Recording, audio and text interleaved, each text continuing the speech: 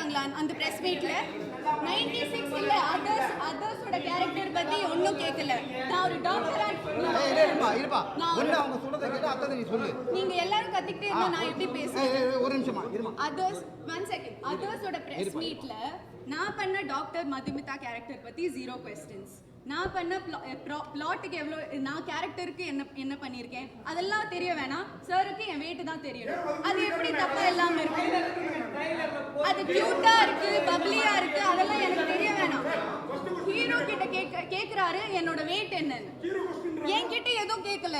என்கிட்ட கேரக்டர் பத்தியும் படத்தை பத்தியும் எதுவும் கேட்காம டைரக்டா இன்டைரக்டா கேக்குறீங்க என் வெயிட் என்னன்னு. அது எப்படி கரெக்டா இருக்கும்? அது தப்பு தான். அது ஒரு ஸ்டூபிட் क्वेश्चन தான். அதனால தான் நான் இப்போ ரியாக்ட் பண்றேன்.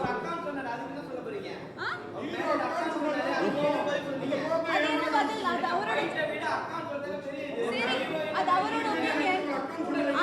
ஆனா அவங்க வெயிட் என்ன, அவங்களை எப்படி தூக்குனீங்க, நெக்ஸ்ட் நீங்க வேற என்னெல்லாம் கேட்பீங்க? நீங்க இப்படி செக்ஷுவலைஸ் பண்றீங்க ஒரு ஃபீமேல் கேரக்டர்ஸை.